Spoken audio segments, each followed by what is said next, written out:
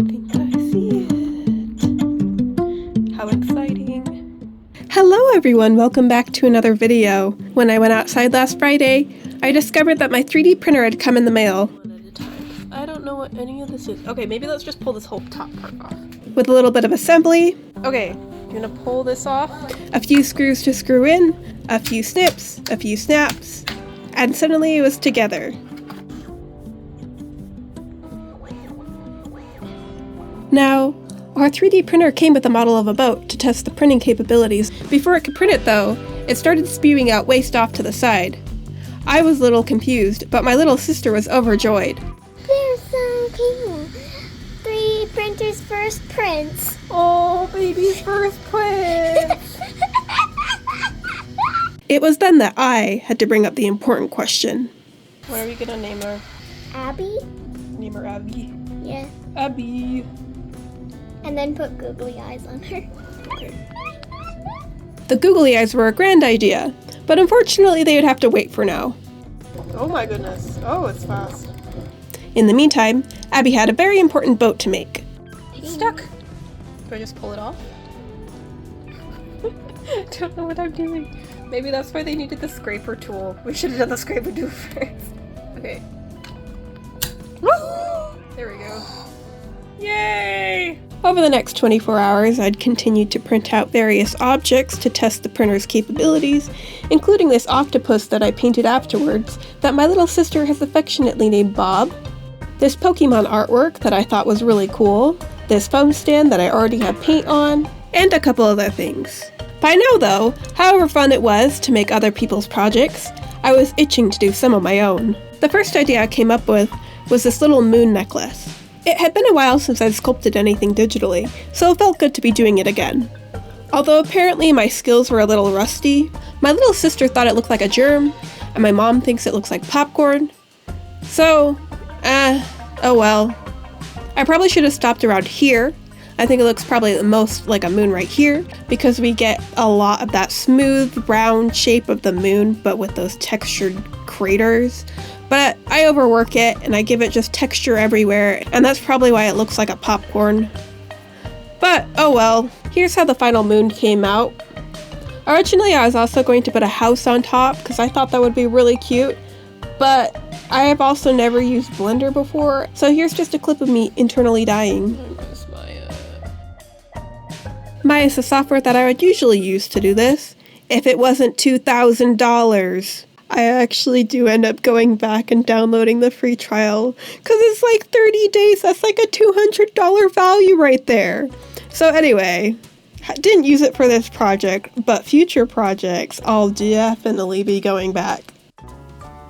With my little moon charm finished, although houseless, I opened up my 3D printer's software, sent the model in, sliced it up, and sent it down to the printers. It took a while to print, because I was trying to print with as high definition as I possibly could. So here's what it looks like. It has a little line in the separation area, but I sanded it down trying to get it close together, and I don't think it got any closer together, but it looks cute.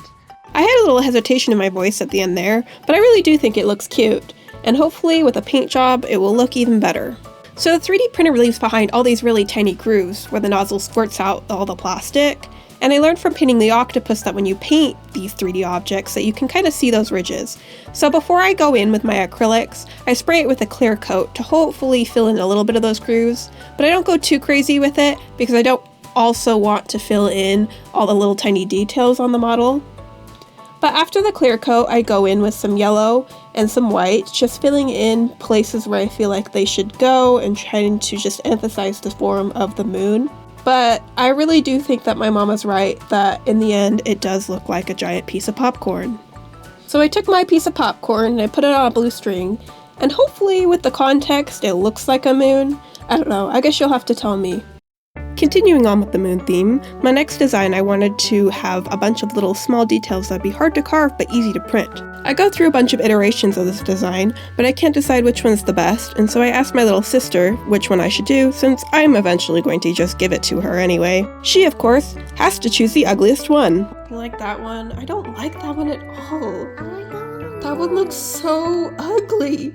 What if I take out a little bit of its boldness? Do you like that any better? Or is that worse? Yeah, it looks so worse, doesn't it? Yeah.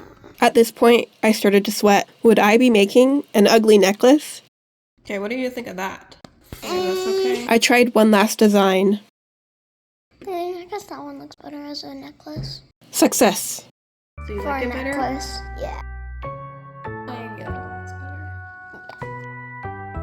So when I designed this necklace, I designed it in a way that I knew in Houdini I could easily do it in just like 10 minutes. But it took me 12 hours to get the software up and going. Shout out to Sabine and her customer service after those long 12 hours. Anyway, so before that I thought maybe I'll try it in Maya, but it wasn't working. And I had already sworn off Blender for this project, so when Houdini finally opened up, I was more than relieved. Thank goodness it's finally open. For the record, after I got the software up and running, it only took me 10 minutes to finish the necklace. Basically all I did was imported the image and then traced around it, then extruded it, and then I just bolted out with this quick moon that I sculpted in Nomad on my iPad, and it was done. That quick, that easy. I loaded it up on my handy dandy splicer machine and then sent it off to the printer. One quick print later and it was done. Do you like the pendant? Mm-hmm. My little sister liked the pendant, but she requested that I paint the outside blue in the way that the inside would still be white. I thought it was a great idea and started painting it the next day. This would be the moment where I showed you the finished product, but I think my sister liked it so much that she stole it from me before I was finished, and so she probably is wearing it right now at school. Here is the finished pendant that I cannot see in front of me. I wish it had resin to fill in all those cracks, but overall I think it turned out cute. And I'm glad that my little sister likes it too. For my last experiment this week, I took a break from the space theme and instead looked to my backyard for inspiration. The peaches in my yard were so ripe they were practically falling off the tree. With my freshly picked reference in hand, I was quickly able to sculpt out the base shape. I went in with some more details at the top, before adding a stem and a couple of leaves. And just like that, the model was done and off to the printer. Little did I know, I had made a mistake.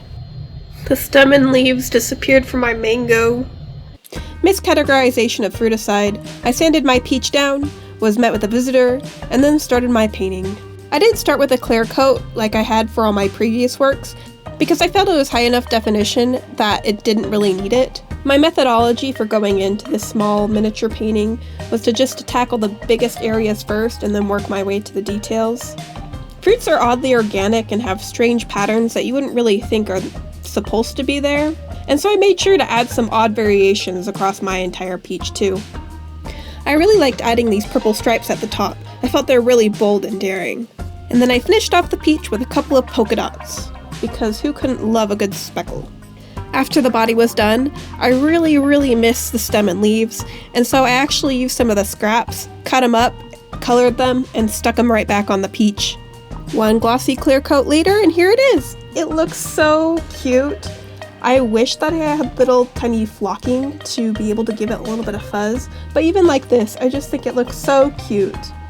Since it doesn't have the fuzz, it kind of reminds me more of a nectarine than a peach, but I think it's perfect for this spring-summer weather. Well, that was the end of the video. That's all I have for you this week. I hope you liked it, and yeah, that's pretty much it. If you liked it, I guess you could check out my other videos.